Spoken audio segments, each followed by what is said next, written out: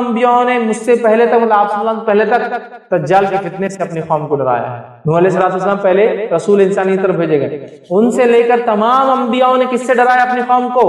دجال سے، اور دجال کے فتنے سے بڑا کوئی فتنہ نہیں ہوا ہے، اس لیے تمام انبیاء نے ڈرایا ہے۔ اور صحابہ کو جب اللہ کے رسول صلی اللہ علیہ وسلم نے بات بیان کی، صحابہ کانپنے لگے، ڈر گئے، کیونکہ وہ جانتے تھے آخری نبی کے بعد اس کا آنا تو طے ہے، لیکن ڈرانا پہلے نبی سے، پہلے رسول ڈرا رہے ہیں اپنی قوم کو دجال کے فتنے سے، کتنا ڈینجرس فتنہ، اس سے بچنا پہلی 10 آیتوں کی فضیلت، کچھ نہ کچھ تو پیغام ہے ان 10 آیتوں میں، کھولیے اس پیغام، جائیے اس کی تفسیر اور اس کی گہرائی میں، پھر پتہ چلے گا کیا اسٹرانگ میسج اللہ دے رہا ہے، کیا سگنلز پاس کی جا رہے روز قیامت جو سب سے بڑا فتنہ آنے والا ہے، اس سے بچنا ہے تو یہ ہے میرے طرف سے پیغام اور ہدایت۔ دیکھو، ڈیکوڈ کرو اس کے پیغاموں کو، ان میسیجز کو دیکھو، اس کی تفصیلات میں جاؤ، اس کی تشریح میں جاؤ، اس کی گہرائیوں میں جاؤ، اور اپنے آپ کو اور اپنے آنے والی نسلوں کو دجال کے فتنے سے، وہ دجال جو عظیم آنے والا ہے سب سے بڑا، اس کے علاوہ چھوٹے موٹے دجال تو انشاءاللہ یوں نکل جائیں گے۔ سب سے بڑے فتنے کا اس کے اندر حل ہے 10 آیتوں میں، ایک روایت میں کہ پہلی 10 آخری 10 کی بھی الفاظ ہے ایک حدیث کے کہ آخری 10 بھی دجال کے فتنے سے نجات، سمجھا؟ سورۃ الکہف پڑھیے، نوجوانوں کی واقعے سے چالو ہوتی ہے جو اپنے رب پر ایمان لائے اور پھر وہ اپنی جانوں کو بچانے ایک گفا میں چھپ گئے، رب العزت نے ان کو نشانی بنا، جب اٹھے پتہ نہیں کتنے 100 سال بعد، عاشا ختم ہو چکا تھا، لوگ ایمان لا چکے تھے، یہ ایمان لائے تھے، کوئی ایمان والا نہیں تھا، جب یہ اٹھے دینوں سے تو سب ایمان والے تھے، لوگوں نے پہچان لیا، کہا اچھا تم تو وہ تمہارے قصے مشہور تھے، لوگ بولتے تھے کچھ نوجوان چلے گئے وہ تم پہچان گئے۔ پڑھیے سورۃ، اس دن خاص کیا ہوتا ہے جب یہ پڑھ لیتے ہیں آپ تو ایک جمعہ سے دوسرے جمعہ ایک نور آپ کے لیے روشن کر دیا جاتا ہے، یہ سورۃ الکہف کی فضیلت ہے، خاص طور سے جمعہ کے دن پڑھے جانے کے لیے، ٹھیک ہے؟ آئیے آگے بڑھتے ہیں۔ اس دن، جہاں یہ دن فضیلت والا ہے، تمام چیزیں ہیں، اب اس دن اور بھی فضیلت ہے، یاد رکھیں ان فضائل میں سے ایک فضیلت کیا ہے یاد رکھیے اس دن کی، وہ یہ نماز جمعہ۔ بہت ساری فضیلت ہم دیکھتے ہیں، بہت سارے کرنے والے کام بھی دیکھتے آ رہے ہیں، ہے نا؟ دعا کا ہم نے دیکھ لیا، سورۃ الکہف کا دیکھ لیا، اب اس دن ایک اور عمل ہے جو بڑا اہم ہے، یاد رکھیے امپورٹنٹ ہے، یا میں کہوں گا ایک اور عمل ہے جو موسٹ امپورٹنٹ ہے، وہ کیا ہے؟ صلاۃ الجمعہ، نماز جمعہ، جمعہ کی نماز، one of the most important, جس کو کہیں گے سب سے اہم اعمال جو اس دن کیے جاتے ہیں، اس میں ایک سب سے اہم عمل ہے، اس لیے کہ یہ بہت خاص عمل ہے، اس کے ساتھ بہت خاص چیزیں جڑی ہوئی، یاد رکھیے، تو نماز جمعہ یاد رکھیے، یہ اس دن کی خصوصیت کے اندر سب سے عظیم خصوصیت ہے کہ اللہ نے نماز جمعہ میں عطا کی، ہمیں نماز جمعہ دی گئی کہ تم اس نماز کو پڑھو، یاد رکھیے، اور اس نماز سے پہلے کیا کیا کرنے کا حکم دیا گیا، حالانکہ اب جمعہ کے احکام اور مسائل میرا تفصیلی بیان ہے، آپ اس کو انشاءاللہ دیکھ سکتے ہیں کہ جمعہ کی فضائل، احکام اور مسائل میں نے اس میں رکھے، بس مختصر یہاں دورہ کہ نماز کتنا عظیم عمل ہے، یہ اس دن کا سب سے عظیم عمل ہے، یاد رکھیے، جو کرنا ہے نماز جمعہ، صلاۃ الجمعہ جس کو ہم کہتے ہیں، جس کو خاص تاکید کیا گیا ہے نا، تاکید کیا گیا اس نماز کے تعلق سے کہ اگر پڑھو گے تو عظیم ثواب ملے گا، اور چھوڑو گے تو ڈر ہے کہیں اللہ تمہارے دلوں پر مہر نہ لگا دے، اس لیے کہا سب سے عظیم عمل ہے اس دن کا، پڑھو گے تو ثواب ملے گا، نہ پڑھو گے تو ڈر ہے اللہ تمہارے دلوں پر مہر نہ لگا دے، تفصیلات انشاءاللہ آگے رکھوں گا۔ اس کے بعد ہمیں حکم دیا گیا، کیا حکم دیا گیا؟ پوری توجہ کے ساتھ اس روز غسل کیا جائے، اسی طرح صفائی اور ستھرائی کا اعتبار کیا جائے، صاف ستھرا اپنے آپ کو رکھا جائے، اسی طرح خاص کپڑے پہنے جائے، مطلب عام دنوں کے کپڑوں سے ہٹ کر کپڑے پہنے جائے، کیونکہ صحابہ عموماً جو کپڑے پہنتے تھے وہ محنت مشقت کی وجہ سے پسینے وغیرہ میں اس میں بدبو آتی تھی، نتیجہ ان کو کہا کہ کم از کم جمعے کے دن کپڑے الگ پہنا کر، مسجد میں سب جمع ہوتے ہیں نا، اسمیل آتی ہے، تو خاص کپڑوں کا اہتمام کیا جائے، خوشبو لگائی جائے، ہے نا، اور اس کو پسند کیا گیا، ٹھیک، اسی طرح سر میں تیل لگا کر کنگھی کی جائے، ٹھیک، اسی طرح جو ہے اچھا لباس جو ہے پہن کر جلدی نکلا جائے گھر سے، اسی طرح امام کے خطبے دینے شروع کرنے سے پہلے، ممبر بیٹھنے سے پہلے پہنچ جایا جائے، اسی طرح آگے کی صفوں میں بیٹھا جائے، اسی طرح غور کے ساتھ امام کی بات کو سنا جائے، جو وہ نصیحت کرتا، واعظ کرتا، دھیان دے کر سنا جائے، تو یہ تو فائدہ ہی فائدہ ہے، یہ نماز سے پہلے اتنے کام کرنا ہے، نہا کے اچھے کپڑے پہن کر، خوشبو لگا کر، ستھرائی کا اہتمام کر کے، اگر اچھے کپڑے نہیں بھی ہے تو ستھرائی صفائی کا اہتمام کر کے، تیل لگا کر، کنگھی کر کے، جلدی گھر سے نکل کر خطیب کے نزدیک بیٹھ کر غور سے اس کی بات کو سن۔ نماز سے پہلے اتنی تیاری ہے، نماز سے سمجھے نا، اب میں نے حوالے نہیں دیا بہت ساری چیزوں کے، اس لیے کہ یہ احکام اور مسائل میں تفصیلات میں لے چکا ہوں، اس کا وقت نہیں، سمجھا، یہ سب کرنا ہے، پھر خطیب کے سامنے آپ بیٹھ گئے، صحیح بخاری کی روایت ہے، ابو ہریرہ رضی اللہ عنہ فرماتے ہیں اور کہتے ہیں جو جلدی آئے اس کے بارے میں، کیونکہ وہ پہلے کی تیاری احکام اور مسائل کی ہے، اس لیے میں اس کو چھیڑ نہیں رہا ہوں چونکہ فضائل ہم دیکھ رہے ہیں۔ کیا فرماتے سنیے، جو جمعہ کے دن غسل جنابت جیسا غسل کرے، اب یا تو غسل جنابت کرے یا جیسا کرے اس جیسا غسل کرے، ٹھیک، پھر پہلی ساتھ میں مسجد میں آ جائے، ایک دم اول وقت میں مسجد میں آ جائے، تو جیسے اس نے ایک اونٹ کی قربانی اللہ کے راہ میں دی ہے، اور جو دوسری ساتھ میں آئے گا گویا اس نے ایک جو ہے بیل کی قربانی بہرحال اس کے اندر دی، ٹھیک ہے، اور جو تیسری گھڑی میں آئے گا تو جیسے اس نے ایک سینگوں والے مینڈے کی قربانی پیش کی، اور جو چوتھی ساتھ میں آئے گا گویا اس نے ایک مرغی کی قربانی دی، اور جو پانچویں ساتھ میں آئے گا جیسے اس نے ایک انڈے کی قربانی کے لیے پیش کیا۔ جب امام نکل پڑے ٹھیک تو فرشتے حاضر ہو کر ذکر کی سماعت کرتے ہیں۔ جب امام نکل پڑے مطلب آ کر ممبر پہ کھڑا ہو جائے تو پھر فرشتے آ کر اس کی بات کو سننے لگتے ہیں۔ اس لیے حدیث میں کہ جب تو نماز کو آتے ہو تو فرشتے مسجد پہ بیٹھ کر رجسٹر میں اندراج کرتے رہتے کون کون آیا، لیکن جیسے خطیب نے خطبہ شروع کیا وہ لکھنا کہ رجسٹر بند کر کے جا کے خطبہ سننا شروع کر دیتے، وہ خطبہ سننا شروع کر دیتے ہیں۔ کب؟ جب خطیب بولنا شروع کر دیتا ہے اور رجسٹر کو بند کر لیتے ہیں۔ تو میرے بھائیوں، خطیب کی خطبہ شروع کرنے سے پہلے موجود، خطیب کے خطبہ شروع کرنے سے پہلے موجود رہو جمعے کے دن، تاکہ رجسٹر کلوز ہونے سے پہلے نام لکھ دیا جائے، اندراج ہو جائے۔ سمجھ رہے ہیں کتنا اہم ہے؟ دنیا کی کوئی لسٹ لگتی ہے ایگزام کی، کتنا تڑپ تڑپ کے اپنا نام ڈھونڈتے ہیں اس میں، یہ رجسٹر میں ہمارا نام ہو کہ ایوری جمعہ ایوری فرائیڈے فرشتے ہمارا نام لکھتے ہو۔ کب ہوگا وہ؟ خطیب کی خطبہ شروع کرنے سے پہلے مسجد پہنچنا۔ جو پہلے صف میں پہنچے تو واہ واہ واہ، جو دوسری پھر کیا لینا، آگے حدیث میں اس کی فضائل، اونٹ کی قربانی، بیل کی قربانی، مینڈے کی قربانی، مرغی کی قربانی، انڈے کی، وہ تو آ گیا، لیکن ابھی رجسٹر بند نہیں ہوا، ابھی خطیب آنے سے پہلے تک صفیں بھرتی رہتی ہے، مسجد پہلے بھرنا چاہیے۔ یہ کتنی افسوس صد افسوس بات ہے امت مسلمہ کے لیے، کتنا افضل دن دیا گیا اور اس دن بھی آخر میں ہم لیٹ جانا پسند کرتے ہیں، خطبہ شروع ہونے کے بعد جانا پسند کرتے ہیں۔ اور کچھ لوگوں کا تو عادت یہ ہے کہ وہ یہ الفاظ سنتے جب خطیب بولتا ہے، الگ الگ خطبوں کے الگ الگ خطیبوں کے الگ انداز ہوتے، خاتمے کے وہ خاتمے کا الفاظ سنتے رہے، امام صاحب یہ پڑھ رہے کیا، ان اللہ و ملائکتہ ختم ہو رہا، بھاگو، یہ ٹائم آ گیا اپنے آپ مسجد میں گھسنے کا، ٹھیک، یا پھر کئی جگہ ان اللہ یأمر بالعدل والإحسان وإیتاء ذی القربى، بھاگو، ختم ہو رہا خطبہ، اب اپنا نمبر آنے کا ٹائم ہے، مطلب رجسٹر بند ہو کے پتہ نہیں کتنا ٹائم ہوا، خطیب اٹھ رہا ہے مطلب نماز کے لیے۔ حدیث میں ہے کہ جب اٹھ کے ممبر پہ آ رہا ہے تو فرشتے آ کے سننا شروع کر دیتے اس کی واضح نصیحت کو، اور مسلمان بول رہا ہے فرشتوں تم ہی سن لو، تم کو ضرورت ہے اس کی، ہم کو کہاں ضرورت ہے، جن کے لیے ہے وہ نہیں سن رہے، اور آخر میں دوڑتے ہوئے آ رہے ہیں، بیٹھ گئے، ہاں بالکل مل گیا جمعے کا سوال۔ خطیب کے ممبر چڑھنے سے پہلے مسجد میں داخل ہونا انشاءاللہ کوشش کرنا، اول پہلی صف، دوسری صف، تیسری صف، چوتھی صف، پانچویں صف، چلو نہیں بھی ہوا تو خطیب کے ممبر سے بیٹھنے سے پہلے جانا، تاکہ کم از کم رجسٹر میں نام اندراج ہو جائے، رجسٹرڈ ہو جائے ہمارا نام، ورنہ فرشتے کا رجسٹر بند کر کے خطبہ سنتے ہیں، ٹھیک ہے۔ تو یہ حدیث میں بھی آگے کہ فرشتے پھر امام کے کھڑے آنے سے پہلے، نکلنے سے پہلے، مطلب ممبر پہ کھڑے ہونے سے پہلے، پھر جب کھڑے ہو جاتا ہے تو اس کی بات کو سننے کے لیے جمع ہو جاتے ہیں، ٹھیک۔ اسی طرح ابو داؤد اور حاکم کی روایت ہے، سمرہ بن جندب رضی اللہ عنہ فرماتے اور کہتے ہیں نبی اکرم صلی اللہ علیہ وسلم فرمایا، جمعے کے دن حاضر ہو کر امام کے قریب بیٹھو،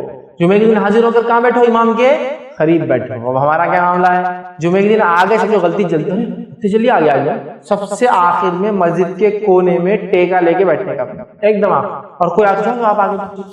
اور وہ پیچھے بیٹھنے والا سب کو آگے کرتا کیونکہ وہ ایسا سمجھتا میرا میدان ہے، پورا جمعہ خطبہ ڈسٹرب کر رہا ہے، پیچھے بیٹھا ہے۔ اب غور سے سنی حدیث، بہت اہم حدیث، بہت۔ جمعے میں حاضر ہو کر امام کے قریب بیٹھو، سنو آگے غور سے، جمعے کی فضیلت صرف جان لو اس حدیث، بیٹھو۔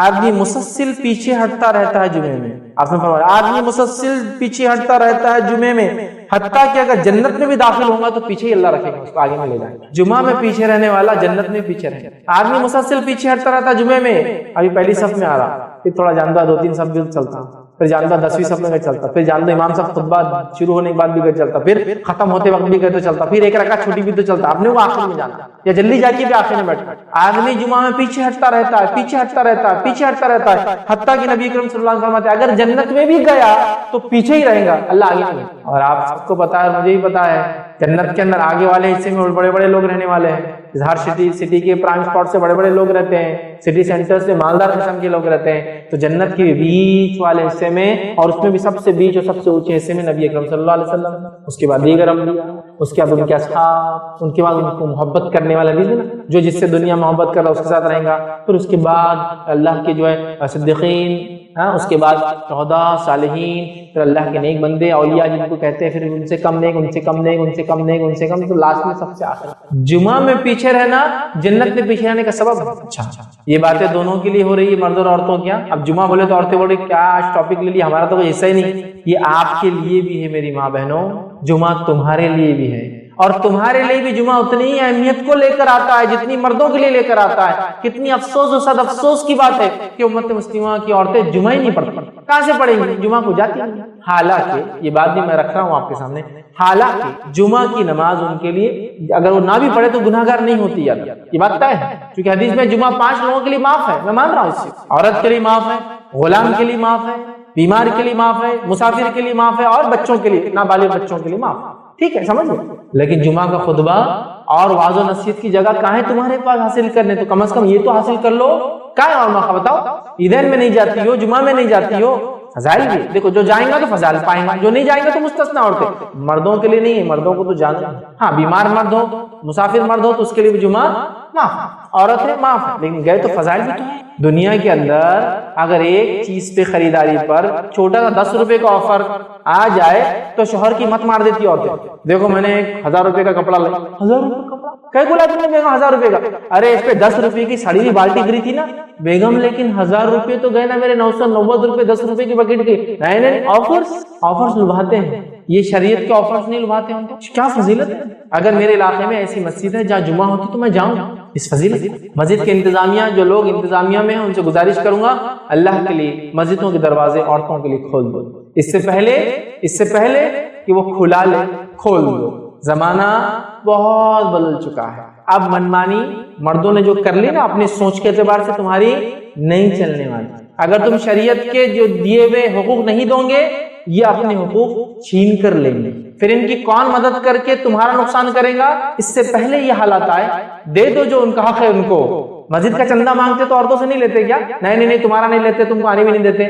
لاؤ بڑی بھی لاؤ، کیا دیتے؟ خالہ لاؤ، تمہارے تو زیورات بھی دے دو، تم حدیث میں کہ اللہ کے رسول تمہارے عورتیں لاؤ تمہارا، لیکن میں آ سکتی کہیں تم آ نہیں سکتے اندر، تم سے فتنہ ہوتا، چلو نکلو۔ اور اگر تم سے فتنہ نہیں ہوتا تو ہم سے تم کو فتنہ ہوگا، تم آؤ مت لیکن مسجد کے اندر، کیونکہ پورے چور اچکے نکمے ڈاکو گنڈے موالی مسجد کے باہر بیٹھے فتنہ ہو جاتا ہے، عورتوں کو چھیڑیں گے فلاں کریں گے۔ اور سارے شریف لوگ بازاروں میں رہتے، سارے شریف لوگ مالز میں ہوتے، سارے شریف لوگ تھیٹرز میں رہتے ماشاءاللہ، اور سارے موالیاں ادھر بیٹھے رہتے، اس لیے چھیڑ چھاڑ کا مسئلہ ہو سکتا ہے مسجد میں۔ کالج میں کوئی مسئلہ نہیں، عورت کے جانے سے فتنہ نہیں ہوتا، بازار میں جانے سے فتنہ نہیں ہوتا، مالز میں جانے سے فتنہ نہیں ہوتا، اکیلے بڑے بڑے سفر کرنے سے فتنہ نہیں ہوتا، یہاں سے گلف جاری اکیلی تو فتنہ نہیں ہوتا، یہاں سے US جاری اکیلی چونکہ شادی ہو گئی میں وہاں بیوی کو بلاتا ہوں تو فتنہ نہیں ہوتا، مسجد گئی تو بہت بڑا فتنہ ہوتا۔ اس سے پہلے کہ اپنا حق چھین کر لے ان کو ان کا حق دے دو، دروازے کھول دو مسجد کے لیے، ان کا حق ہے اس میں آنا۔ تم نے سارے دروازے کھول دیے ان کے لیے مسجد کا چھوڑ کر۔ اگر تم کہتے ہو فتنہ ہے، بہت فتنہ ہے زمین پر پھیلا ہوا جس کے نتیجے مسجد آنا بھی فتنہ ہے، تو ایسے فتنے کے دور میں تو پھر کالج جانا بھی فتنہ ہے، اسکول جانا بھی فتنہ ہے، بازار جانا بھی فتنہ ہے، مال جانا بھی فتنہ ہے، سب جگہ جانا فتنہ ہے۔ پھر عورت گھر سے ہی نہ نکلے، سب جگہ تو چھوڑ دیا، جہاں جا سکتی دروازہ بند کر۔ یہ بھی ہمارا اس تہذیب میں رہنے کا اثر ہے، اس تہذیب میں اپنے عبادت گاہوں میں عورتوں کو نہیں آنے دیا جاتا ہے، نتیجہ مسلمانوں نے وہ لے لیا، ساری دنیا میں کھلی ہے ان کے لیے مسجد صرف چھوڑ کی۔ بہرحال چلو ایکسپشنل ہے، گھر کی نماز ان کی افضل ہے، میں بھی مانتا ہوں، لیکن جو ایجوکیشن واعظ اور نصیحت جو ان کو چھوٹ جا رہی ہے نا جمعہ سے چھوٹنے سے، اور جو اجتماعیت کی جو طاقت ہوتی ہے وہ چھوٹ جا رہی ہے۔ بہرحال چلو عورتوں کو پکڑ نہیں ہے، اس پہ گرفت نہیں ہے، بات واضح کر رہا ہوں، نہیں تو بہت ساری عورتیں دلی میں پریشان ہو جائیں گی، ہم کہاں پڑے نہیں ہیں انتظام تو نہیں آپ کے لیے ایکسپٹ، لیکن اگر انتظام ہے تو ضرور جائیے۔ انتظامیہ سے کہوں گا مسجد کے اپنے دروازوں کو کھولے، مسجد کے ان کے لیے الگ انتظام کرے، عورتوں کے لیے ایسا کرنا چاہیے۔ اچھا بہت سے لوگوں کی چیز سمجھتی بھی نہیں، جب آپ بولتے ہیں نا ایسا عورتوں کے لیے مسجد دروازے کھول دو تو بہت سے لوگ اتنے کم عقل، اللہ رحم کرے، اتنا کم علم ہے ان کو دین کا، بولتے کیا باتیں کر رہے مولانا تم، کیا بے شرمی کی باتیں، اب ایک ہی دروازے عورت بھی آئیں گی، ایک ہی دروازے میں جائیں گے، ایک ہی طہارت خانے وہ بھی جائیں گے، ایک ہی طہارت خانے میں بھی جاؤں گا، ایک ہی وضو خانے وہ بیٹھیں گے، ایک ہی وضو خانے میں بیٹھوں گا، ساتھ نماز پڑھیں گے، استغفر اللہ، کیسی باتیں کرے۔ تو بیوقوف انسان، تجھے معلوم ہی نہیں عورتوں کو مسجد میں آنا بولے تو کیا انتظام رہتا؟ ان کا آنے کا راستہ الگ مسجد نبوی میں تھا، ان کے آنے کا راستہ الگ، ان کے وضو خانہ الگ، ان کے طہارت خانے الگ، اور اگر ایک ہی مسجد ہے تو وہ پیچھے نماز پڑھیں گی مردوں سے، اور الگ مسجد ہے تو بازو پڑھیں گی وہ نماز۔ تو تجھے معلوم ہی نہیں۔ بہت سے لوگ کیا سمجھتے ہیں عورتیں مسجد میں آئیں گی مطلب کیسا، انہوں رکعت باندھے تو بازو ادھر کی بیوی کھڑی یا کوئی دوسری عورت کھڑی ہو سکتی ہے آگے۔ ارے اتنی چھوٹی اور ہلکی سوچ، دینی علم کی اتنی خطرناک کمی، سبحان اللہ۔ پورا انتظام الگ ہوتا ہے میرے بھائی، پورا انتظام، سمجھو اس بات کو۔ بہرحال چلیے آگے چلتے ہیں۔ تو جمعہ میں پیچھے مت رہو ورنہ جنت میں پیچھے رہوں گے اگر گئے تھے، ٹھیک۔ لہٰذا خوب تیار ہو کر جو حق ہے جمعے کا نہا دھو کر آپ آئیں. اس کے بعد خطیب سے قریب بیٹھے تو غور سے اس کی بات سنیں جو وہ کہتا ہے واضح و نصیحت, اور اپنے گناہوں پہ کفر کریے کہ جو آپ سے ہوئے ہیں, اور جو خطیب کہہ رہا ہے نیکیوں میں اضافہ کرنے کے لیے آپ کوشش کریں کہ انشاءاللہ میں یہ کروں. جن باتوں سے وہ روکتا ہے ان باتوں سے روکنے کا عزم کرے اپنے دل میں کہ اللہ اٹھ کے جاؤں گا جمعے سے تو انشاءاللہ ان باتوں سے روک لوں گا. اس طرح سے جمعے کا فائدہ اٹھائے اور اپنے آپ کو باقی ہفتہ ان کاموں میں مشغول رکھے جو خطیب نے کہا کہ یہ کرنا ہے. یہ ہفتہ آپ کم سے کم ایک ہفتہ تو اپڈیٹ کریں گے نا جو باتیں سن کے آئے, تاکہ لائف کا پارٹ بن جائے یہ بات. یہ سب آپ کو اور مجھے جو کرنا یاد رکھے. تو جو خالص نیت کے ساتھ اس طرح سے جمعہ کو ادا کرنے لگے نا, انشاءاللہ عزیز اس کی زندگی میں برکتیں بھر جائیں گی اور جمعہ کی صحیح فضیلت اٹھانے والا بن جائے. ٹھیک ہے, تو ہمیں مسجد جانا ہے. صحیح مسلم کی روایت ہے, جو احسن انداز میں وضو کرے اور جمعے کے لیے آئے پھر خاموشی اور دھیان سے سنے, مطلب جو خطیب کہہ رہا ہے, تو اس جمعے تک اور مزید 3 دن تک اس کے گناہ معاف کر دے گا. تو اس جمعے تک مطلب آنے والے جمعے تک اور مزید 3 دنوں کی گناہ معاف کر دے جاتے ہیں. تو جو ایک شخص جمعہ کے لیے آتا ہے غور سے امام سے خطیب سے قریب بیٹھتا ہے, غور سے اس کے خطبے کو سنتا ہے, اور اس کے بعد جو احسن انداز سے مطلب جو بتایا گیا اس طریقے کے مطابق آتا ہے, تیار ہو کر کچھ بولا کہ جو بتایا گیا, اور اس کے بعد اچھا وضو کرتا ہے, جمعے کے لیے آتا ہے, خاموش بیٹھتا ہے, آواز نہیں کرتا ہے, دھیان سے سنتا ہے جو خطیب کہہ رہا ہے, تو اس کو اگلے جمعے تک کے اور اس کے بعد کے اور 3 دن کے گناہ معاف ہو جاتے ہیں. اس جمعے سے اگلے جمعہ اور 3 دن اضافے زائد گناہ معاف ہو جاتے ہیں. کسی وجہ سے آپ سفر میں تو جمعہ نہیں ہو پائے تو کم از کم اس ہفتے کے 3 دن کے صغائر تو معاف ہیں, اس لیے کہ کبیرہ گناہ تو توبہ کے بغیر معاف نہیں ہوتے, جتنے بھی فضائل ہے صغیرہ گناہ کے آتے ہیں. ٹھیک, اب اس جمعہ کی نماز کو خراب کرنے والی چیزیں کیا وہ بھی رکھ دوں آپ کو. حالانکہ جمعے کی نماز اس کے فضائل اور اس کے مسائل پہ بات نہیں ہو رہی, ہم تو صرف جمعے کی فضائل لے رہے ہیں, جس کے اندر ہم نے دعا آخری پہر میں جو اثر کے بعد ہے اس کے بعد سورۃ الکہف اور نماز, چونکہ عظیم اس کی فضیلت ہے اس لیے یہ بھی ہم مختصر رکھ رہا ہوں آپ کے ساتھ. اب اس کو نماز کو برباد کرنے والی چیزیں کیا ہیں وہ دیکھ لیں تاکہ ہم اس سے انشاءاللہ بچیں. تو پہلی چیز یاد رکھیے, جو چیز اس نماز کو برباد کر دیتی ہے وہ ابن ماجہ کی روایت میں نبی اکرم صلی اللہ علیہ وسلم فرمایا, بیٹھ جاؤ تم نے تکلیف دی ہے اور دیر سے آئے ہو. ایک صحابی آ رہے تھے اور جب آ رہے تھے تو جمعہ کو ان کو فضیلت پانا تھی, آگے کی صفوں کی آئے تو لیٹ تھے, کیا کرنے لگے تھے, اس کو کان سے ہٹا اس کے گردن پر جا, اس کے کان سے ہٹا اس کے گردن پر جا, سمجھ رہا, جانے لگے گردنوں کے اوپر سے جس کو بولتے ہیں. تو نبی اکرم صلی اللہ علیہ وسلم فرمایا بیٹھ جاؤ, آپ خطبہ دے بیٹھ جاؤ, تم نے تکلیف دی ہے, تم دیر سے آئے. تو پہلے آنے والا پہلے بیٹھے, بعد کا آنے والا لوگوں کے گردنوں کو پھلانگ کے نہ جائے, کیونکہ تکلیف دی ہے اور ظاہر سی بات ہے کسی عبادت میں تکلیف ہو دوسرے کو عبادت قبول نہیں ہوتی. تو لہٰذا پہلا کام تکلیف نہیں دینا کسی کی زیادہ کہ جمعہ کے اندر کہ پھلانگتے ہوئے لانگتے ہوئے لیٹ آ کے بھی وہ کرے. لیکن میں یہ کہوں گا جو آگے کے لوگ ہیں, چونکہ میں نے ایسی بھی مسجد دیکھی ہے, پہلی صف پوری فل,